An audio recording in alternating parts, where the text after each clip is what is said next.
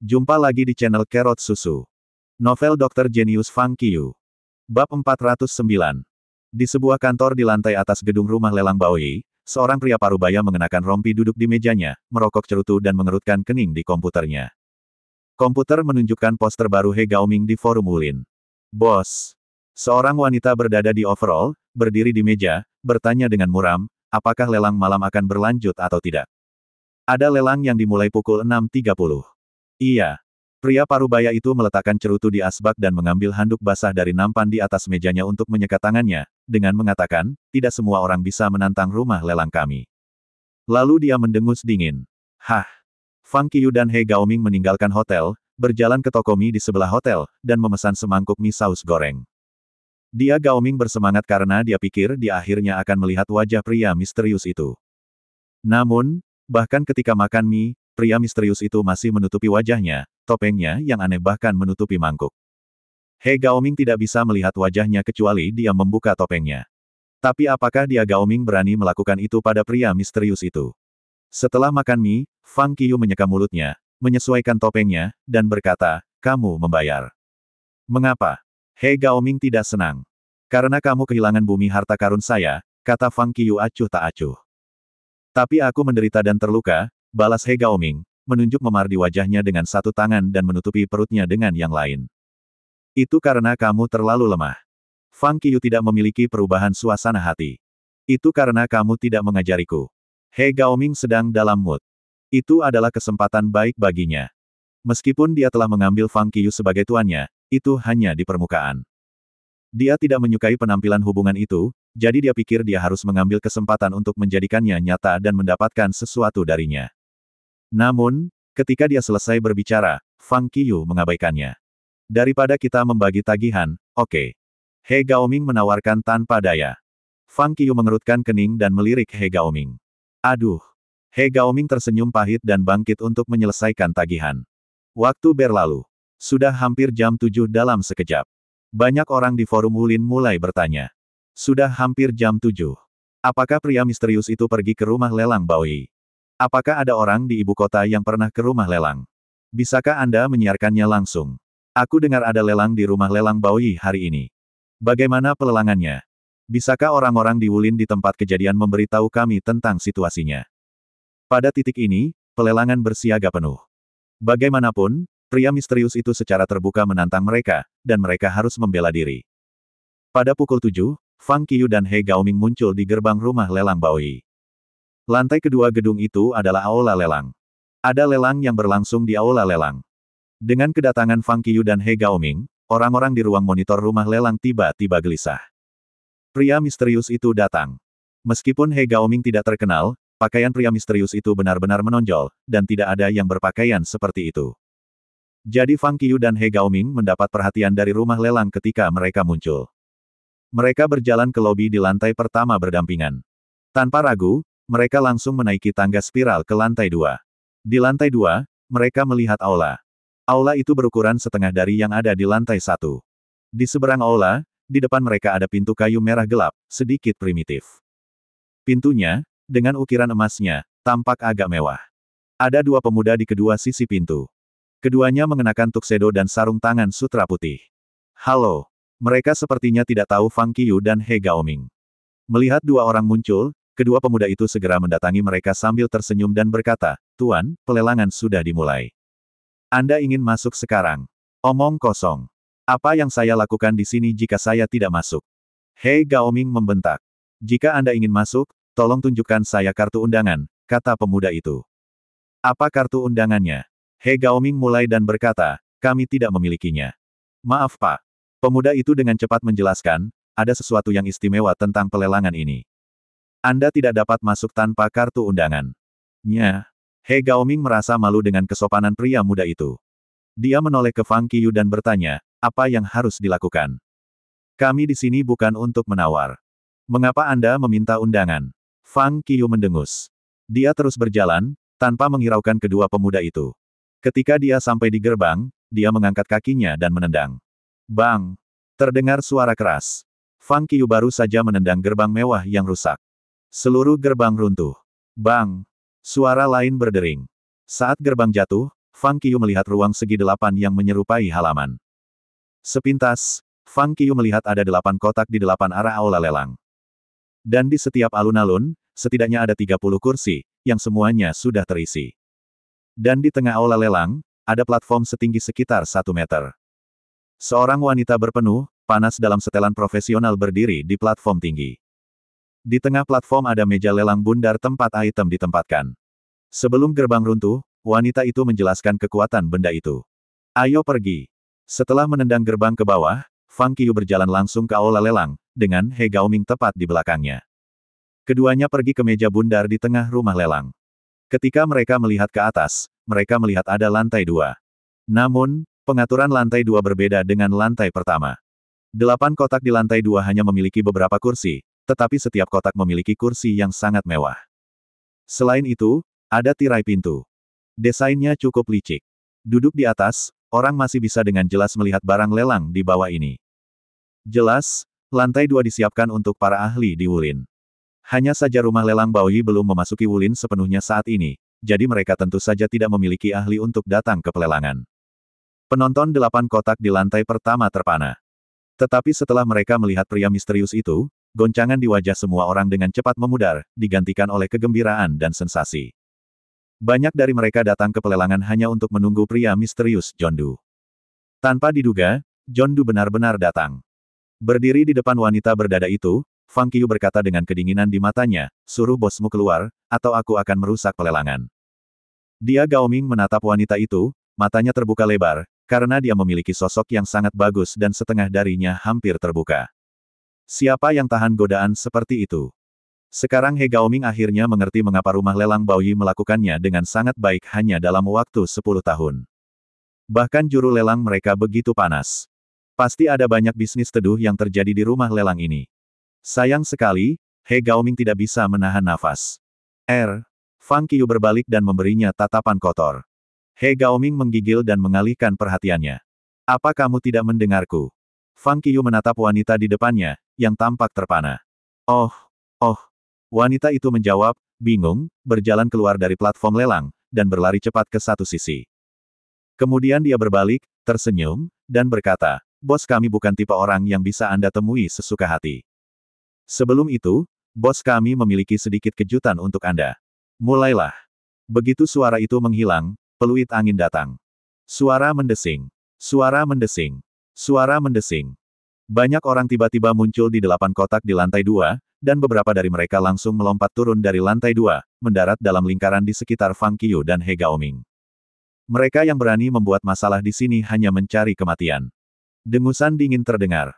Mendongak, Fang Qiu melihat seorang pria parubaya berdiri di pagar di lantai 2 dan dengan dingin menatapnya di platform lelang. Di kelas 6. Melihat pria itu, Fang Qiu menggelengkan kepalanya sedikit dan berkata, kamu tidak cocok untukku. Biarkan bosmu keluar dan serahkan bumi harta karun. Aku hanya datang untuk membujukmu pergi. Pria parubaya di lantai 2 menggelengkan kepalanya dengan acuh tak acuh dan berkata, aku bukan yang terbaik di sini. Aku tahu kamu kuat. Tapi saya harap Anda tidak sombong, atau tidak ada yang bisa menyelamatkan Anda. Fang Qiu menggelengkan kepalanya dan terkekeh. Lalu dia pindah. Suara mendesing.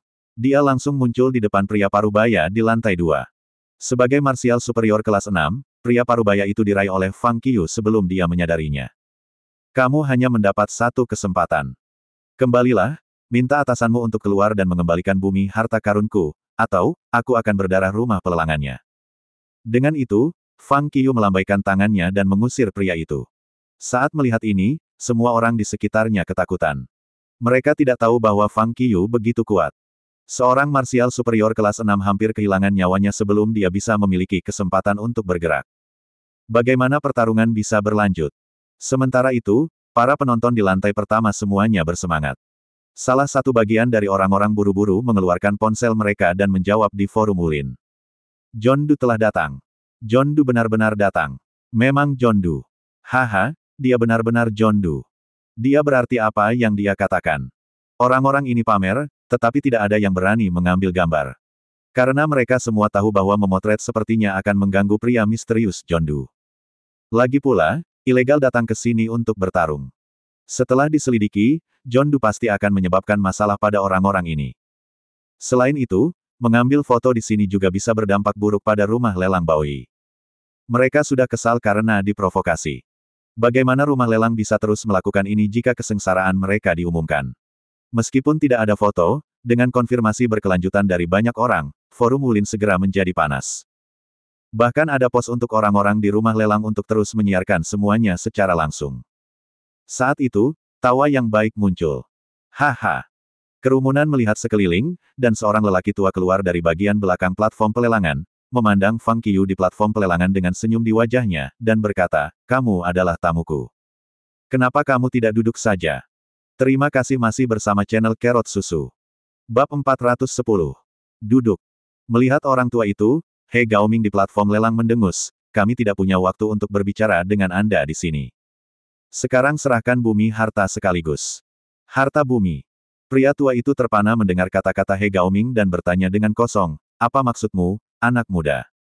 "Saya tidak mengerti." Haha. Melihat orang tua itu, He Gaoming menyeringai dan berkata, "Kamu tidak tahu apa-apa tentang saya sebelum Anda mulai merampok saya. Saya seorang detektif. Kau ingin membodohiku dengan trik-trik kecil itu. Aku punya buktinya." Pada titik ini, He Gaoming memandang kerumunan di rumah lelang. Kemudian dia mencibir dan melihat kembali pada lelaki tua itu lagi, bertanya, "Kamu sebaiknya bertanya kepada bosmu apakah dia memilih untuk mengembalikan bumi harta kepada kita sekarang. Atau aku akan menunjukkan buktinya, membuatmu ditolak oleh Wulin. Kami benar-benar tidak merampokmu. Kenapa kamu begitu agresif?" Pria tua itu menggelengkan kepalanya dan menghela nafas.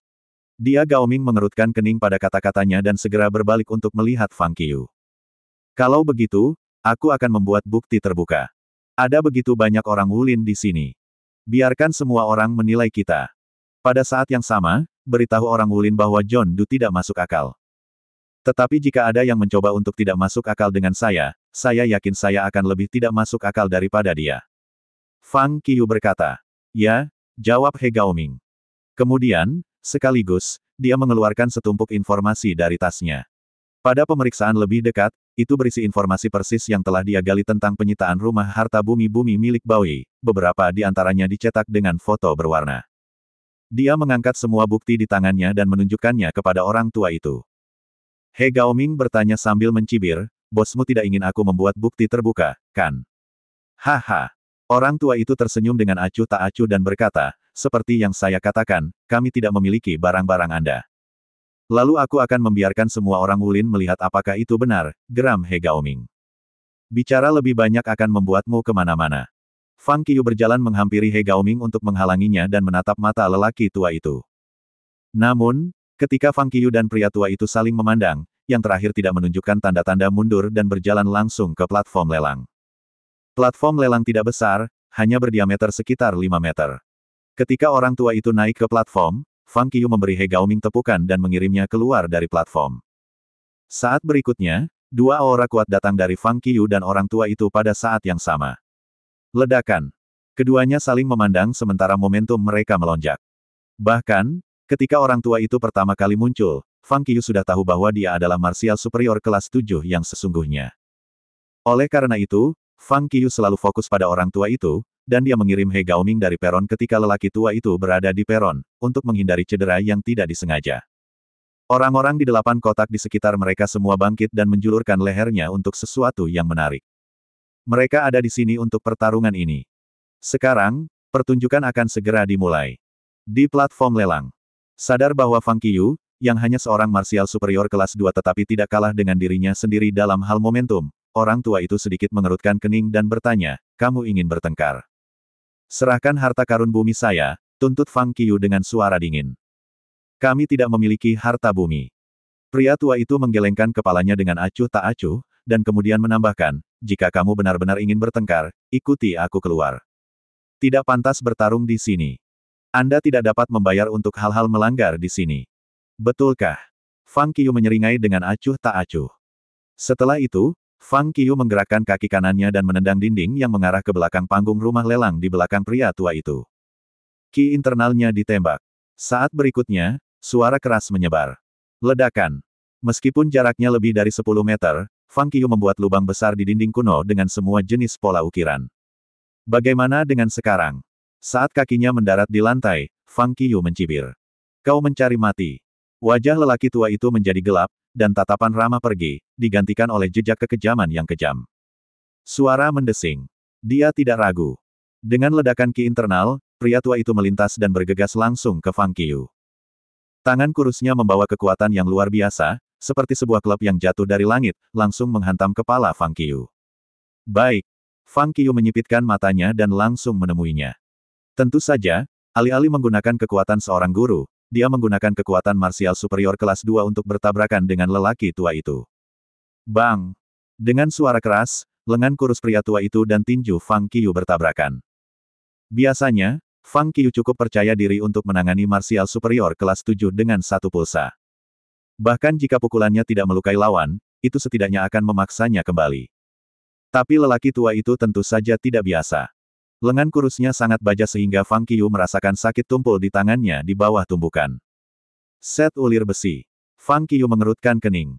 Dia tidak mengharapkan pria tua ini untuk berlatih set ulir besi yang mematikan dan paling cocok untuk pertempuran dengan tangan kosong. Orang lain mungkin takut akan hal itu, tetapi bagi Fang Qiu, itulah yang dia inginkan. Berkelahi dengan marsial superior kelas 7 dengan tangan kosong adalah pertarungan sebenarnya yang paling ia inginkan. Sangat jarang bertemu pertempuran yang sebenarnya bagus. Dengan dorongan tiba-tiba, Fang Qiu segera mengacungkan tinjunya dan bentrok dengan orang tua itu. Bang! Bang! Bang! Bentrokan kekerasan meletus dari pertarungan kedua pria itu. Setelah saling memukul puluhan kali, mereka berdua mundur selangkah dan saling mengagumi. Seberapa kuat? Aku tidak menyangka seseorang bisa melatih set ulir besi sedemikian rupa. Ini hampir tidak bisa dihancurkan. Fang Qiu kagum pada kecakapan seni bela diri pria tua itu. Bagaimana marsial superior kelas 2 dapat memiliki begitu banyak kekuatan dan begitu banyak ki internal. Orang tua itu kagum pada kekuatan besar Fang Qiu dan ki internal yang berlimpah. Praktisi seni bela diri di sekitar ibu kota telah melongo. Karena kecepatan kedua pria yang bertarung di platform lelang begitu cepat sehingga para penonton tidak dapat terganggu. Yang terpenting, ki internal kedua pria itu begitu kuat sehingga setiap kali mereka bertabrakan, udara akan meledak dan bahkan mengeluarkan percikan api, seperti dua pipa baja yang bertabrakan dan terlihat sangat mengejutkan. Dalam tabrakan seperti itu, yang biasanya tidak bisa dilihat sama sekali, semua praktisi seni bela diri di tempat menatap mereka, tercengang. Tabrakan tinju dan lengan bisa menghasilkan percikan api. Bukankah itu lelucon? Fang Qiu meremas tinjunya di atas platform. Dalam tabrakan barusan, meskipun dia merasakan tekanan dari orang tua itu tidak bagus, mengakibatkan dia tidak benar-benar menikmati dirinya sendiri. Meskipun Iron Thread Set orang tua itu sangat kuat dan ki internalnya cukup, dia masih tidak bisa menindas Fang Qiu. Dalam hal ini, melanjutkan pertarungan tidak akan membuat Fang Qiu meningkat banyak. Jadi Fang Qiu memutuskan untuk mengakhiri pertarungan dengan cepat. Pria tua di seberangnya mengepalkan tinjunya. Aura yang lebih kuat perlahan-lahan menyebar darinya. Jelas, pria tua itu mengerahkan semua kekuatannya. Cukup tegang. Pertempuran sesungguhnya akan datang. Sementara semua orang gugup dan fokus pada mereka, mereka berdua bergerak pada saat yang sama. Suara mendesing. Dengan peluit angin, berjarak kurang dari 5 meter, keduanya langsung bertabrakan lagi. Tidak seperti sebelumnya, kali ini kedua pria itu mengerahkan kekuatan yang jauh lebih besar dari sebelumnya. Dengan satu pukulan, ki internal yang mengerikan berlari kemana-mana. Pada saat ledakan ki internal yang mengerikan, di tengah platform lelang, meja lelang setinggi 1 meter langsung hancur menjadi awan debu, seperti kepingan salju. Dalam debu yang berterbangan di seluruh langit, kedua orang itu dengan gila-gilaan saling bertabrakan. Adegan itu sangat intens. Namun kali ini, keduanya tidak lagi sama rata. Fang Qiu bahkan berhasil menekan orang tua itu. Apa? Dalam pertempuran sengit, pria tua itu terkejut. Setiap kali dia bertemu dengan tinju Fang Qiu, dia bisa dengan jelas merasakan bahwa kekuatan Fang Qiu tumbuh dan bahwa kekuatan internalnya tumbuh lebih banyak dan lebih kuat. Bahkan dia, seorang marsial superior kelas 7, tidak bisa sepenuhnya mengimbangi kekuatan Fang Qiu dengan sekuat tenaga. Bagaimana itu mungkin? Di luar platform, orang-orang di 8 kotak semua menatap mereka.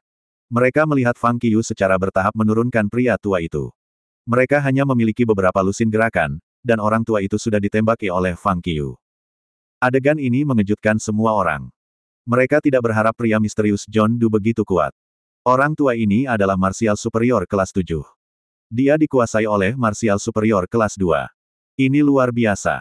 Dalam keterkejutan orang banyak, serangan Fang Qiu semakin kuat, dan pria tua itu kehilangan kekuatan. Akibatnya, dia dipaksa keluar dari platform lelang dan dikirim terbang oleh Fang Qiu, membanting ke dinding yang mengarah ke belakang panggung dan membuat lubang besar di dalamnya. Pada titik ini, semua orang yang hadir tercengang. Di rumah lelang, semua orang menatap tak percaya pada tempat kejadian dan pada Fang Qiu. Mereka bahkan lupa bahwa mereka memegang ponsel mereka di tangan mereka dan misi mereka untuk menyiarkan pertempuran secara langsung di forum Ulin. Pertempuran itu begitu hebat sehingga mereka terlalu terpana untuk menyiarkannya secara langsung. Mendesis. Di platform lelang, Fang Qiu mengambil napas diam-diam, bertepuk tangan, dan memandang dengan acuh pada pria tua yang dikirim terbang.